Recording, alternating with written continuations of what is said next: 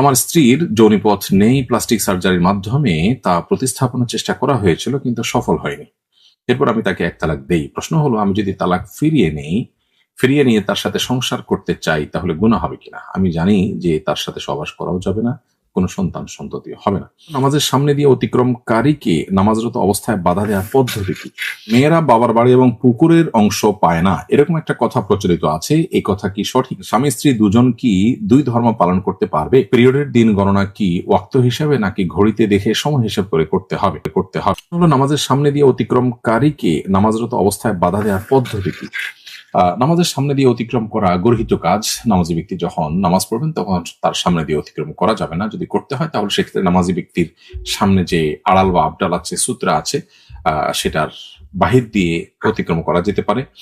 আর ভেতর দিয়ে যদি কেউ অতিক্রম করতে আসে তাহলে সেক্ষেত্রে আহ ওই ব্যক্তিকে বাধা দেওয়ার জন্য প্রাথমিকভাবে সুবহানাল্লাহ বলা যেতে পারে। সুবহানাল্লাহ বলা, যাতে করে তিনি অনুমান করতে পারেন বা ধারণা লাভ করতে পারেন যে এই ব্যক্তি এখানে সালাত আদায় করছে এবং তিনি তার সামনে দিয়ে চলতে উদ্যত ব্যক্তিকে থামাতে চাচ্ছেন। সুবহানাল্লাহ বলে তাকে সতর্ক করা যেতে পারে। এবং সেই সাথে কোনো কোনো হাদিসে আসছে, নবী সাল্লাল্লাহু আলাইহি ওয়াসাল্লাম বলেছেন যে নামাজি ব্যক্তির সামনে দিয়ে হাঁটা ব্যক্তির সাথে লড়াই করো তোমরা, সেজন্য লড়াই করে, কারণ নামাজে কোনো ব্যক্তির সামনে দিয়ে কেউ হাঁটে। তো এই লড়াই করা বলতে তাকে হাত দিয়ে বাধা দেওয়া। এই হাত দিয়ে বাধা দিতে গিয়ে যদি আমলে কাসির না হয়, অর্থাৎ যেটা দেখে আপনি নামাজে কিনা এরকম একটা পরিস্থিতি তৈরি হওয়ার মতো না হয়, বরং আলতোভাবে আপনি নামাজের মোড়ে থেকে হাত দিয়ে তাকে ইশারা দিয়ে বাধা দেন বা কোনোভাবে ধরে সরাই দেন, তাহলে সেক্ষেত্রে সেটা জায়েজ আছে। এমনকি অনেকগুলো আমাদের মতে আমলে কাসির না করে আপনি ধাক্কাও দিতে পারেন তাকে, কারণ হাদিসে এরকম করা শব্দ এসেছে। তো এই বিষয়গুলো শর্ত হলো যে আমলে কাসির হওয়ার মতো না হবে, অর্থাৎ আপনি এমন ভাবে তাকে নিয়ে এঙ্গেজ হয়ে গেলেন যে আপনি নামাজে আসেন কিনা দেখে একজন মানুষ সেটা নিয়ে কনফিউশনে পড়ে যায় বা নামাজের মোড়ে আপনাকে বোঝা না যায়, এরকম যদি হয় তাহলে সেটা না যায়, সেটা করা যাবে না, সেটা নামাজ ভঙ্গকারী বিষয় হতে পারে। এরপরে প্রশ্ন হলো, আমার স্ত্রীর যৌনিপথ নেই প্লাস্টিক সার্জারির মাধ্যমে তা প্রতিস্থাপনের চেষ্টা করা হয়েছিল, কিন্তু সফল হয়নি। এরপর আমি তাকে এক তালাক দেই। প্রশ্ন হলো, আমি যদি তালাক ফিরিয়ে নিয়ে তার সাথে সংসার করতে চাই, তাহলে গুনাহ হবে কিনা? আমি জানি যে তার সাথে সহবাস করাও যাবে না, কোনো সন্তান সন্ততি হবে না। উত্তর হলো হ্যাঁ, এটি জায়েজ আছে। আপনি তাকে যদি এক তালাক দেওয়ার পর ফেরত নিতে চান বা পুনরায় সংসার করতে চান, সে সুযোগ আছে। তার সাথে শারীরিক সম্পর্ক করতে পারবেন না বা কোনো সন্তান জন্মদানের ক্ষমতা তার নেই, এটি জেনে শুনে আপনি তার প্রতি আপনার ভালোবাসার জায়গা থেকে আপনি স্ত্রী হিসাবে যদি তাকে স্থান দেন এবং স্ত্রী হিসাবে যদি তার সাথে সংসার করেন, তাহলে সেক্ষেত্রে সেটা অবশ্যই আপনার উদারতা হিসেবে শরীয়ত বিবেচনা করবে এবং এটা আপনার জন্য নিষিদ্ধ কোনো বিষয় নয়। স্বামী স্ত্রী হিসাবে বৈবাহিক সম্পর্ক করার জন্য সবাসে সক্ষম হতে হবে এরকম কোনো শর্ত নেই। তবে হ্যাঁ, আপনার নিজের চরিত্রের হেফাজত করার বিষয়টি আপনাকে অবশ্যই নিশ্চিত করতে হবে। যদি সেখানে কোনো ল্যাকিংস তৈরি হয় তাহলে সেক্ষেত্রে আপনি প্রয়োজনে আরেকটি বিয়ে করবেন, কিন্তু এই স্ত্রীকে আপনি স্ত্রী হিসেবে গ্রহণ করতে শরীয়ত দৃষ্টিকোণ থেকে কোনো বাধা নেই। পরে প্রশ্ন হলো, মেয়েরা বাবার বাড়ি এবং পুকুরের অংশ পায় না, এরকম একটা কথা প্রচলিত আছে। এই কথা কি সঠিক? উত্তর হলো, এটা একেবারেই ভুল কথা, ভ্রান্ত কথা। মেয়েরা বাবার বা মায়ের পরিত্যক্ত সম্পদ থেকে, প্রত্যেকটা সম্পদ থেকে, প্রতিটা অ্যাসেট থেকেই তারা ভাগ পেতে পারেন। বিষয়টা ওয়ারিসরা, অর্থাৎ ভাই বোন অন্যান্য ওয়ারিস যারা বেঁচে আছেন, তারা সবাই মিলে মীমাংসা করে নেবেন।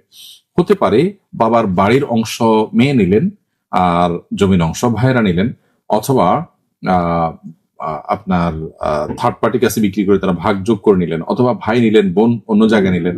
এখানে পুরো বিষয়টা হতে হবে পারস্পরিক সম্মতির ভিত্তিতে। এবং বাড়ির ভিটাটা মেয়েরা পাবে না, তারা পাইলে জমি জমাতে পাবে, এমন কোনো কথা কোরআন হাদিস আমাদেরকে বলেনি। পুকুরের অংশ তারা পাবে না এমন কোনো কথা বলেনি। তাদের অংশ তারা প্রয়োজনে ভাইদের কাছে বিক্রি করবে। এবং যেহেতু সাধারণত মেয়েরা স্বামীর বাড়ি চলে যায়, বাবার বাড়িতে তাদের থাকা হয় না, ভাইরাই থাকেন, অতএব ভাইদের জন্য বোন হিসাবে তারা আওয়াজ বদল যেটাকে বলে, পরিবর্তন বা এক্সচেঞ্জ যেটাকে বলে, সে এক্সচেঞ্জটা করবে যে ঠিক আছে এখানে আমার ভাগ পড়েছে, তার দাম এত, এই দাম অনুযায়ী বাহিরে জায়গা নেব।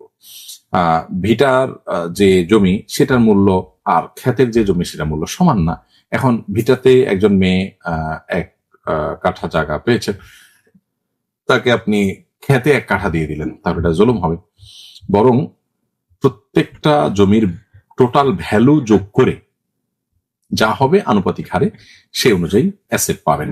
এবং এক্ষেত্রে ভাই বোন তারা এক্সচেঞ্জ করে নিতে পারেন, ঠিক আছে আমি টাকা নিলাম, তোমরা অ্যাসেট নাও, অথবা আমি অ্যাসেট নিলাম তোমরা টাকা নাও, বা আমি অ্যাসেট নিলাম বাকি যে টাকা আমার আছে সেটা তোমরা রিকভার করো।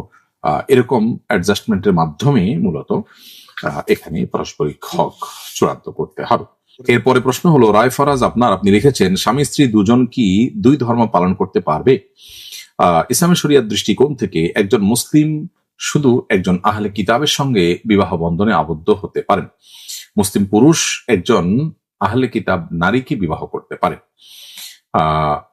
আহলে কিতাব পুরুষের সাথে কোনো মুসলিম নারীর বিবাহ বন্ধন এটা জায়েজ নয়।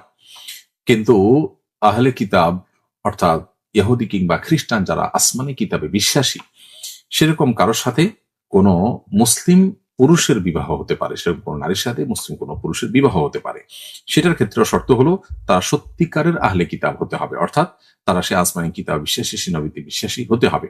তারা যদি সেই আসমানি কিতাব বিশ্বাসী না হয়, আজকাল ইহুদি খ্রিস্টানদের অনেকে আছেন ধর্মটা তাদের কাছে গতানুগতিক একটা বিষয়, তারা সিরিয়াস ধার্মিক না, বরং অনেক ক্ষেত্রে তারা নাস্তিক। তো বাস্তবে নাস্তিক বা কোনো ধর্মতে আসলে বিশ্বাস করেন না, জাস্ট পারিবারিক সূত্রে তিনি ওই পরিচয় ধারণ করেন, এরকম হলে তার সাথে কোনো মুসলিম পুরুষের বিবাহ জায়েজ হবে না। আর এছাড়া অন্যান্য যে অমুসলিম মানুষ আছেন তাদের সাথে কোনো অবস্থাতে কোনো মুসলমানের বিবাহ জায়েজ নাই, যেমন হিন্দু, মুশরিক, তাদের সাথে কখনোই কোনো মুসলমানের বিবাহ এটা হতে পারে না যাবৎ তারা ইসলামে প্রবেশ না করে। পিরিয়ডের দিন গণনা কি ওয়াক্ত হিসাবে নাকি ঘড়িতে দেখে সময় হিসাব করে করতে হবে? যেমন এক মহিলার সাধারণত 11-12 দিন পিরিয়ড স্থায়ী হয়, আর হায়েজের সর্বোচ্চ সময়সীমা 10 দিন। এখন 1 তারিখ দুপুর 3টায় পিরিয়ড শুরু হলে 11 তারিখ সে কি ঘড়িতে 3টা বাজার পরেই ফরজ গোসল করবে, নাকি জোহরের ওয়াক্ত শুরু হলেই ফরজ গোসল করে নিতে হবে? উত্তর হলো যে যেদিন মাসিক শুরু হবে সেই দিন যে সময় শুরু হবে তখন থেকেই মূলত তার দিন গণনা শুরু হবে।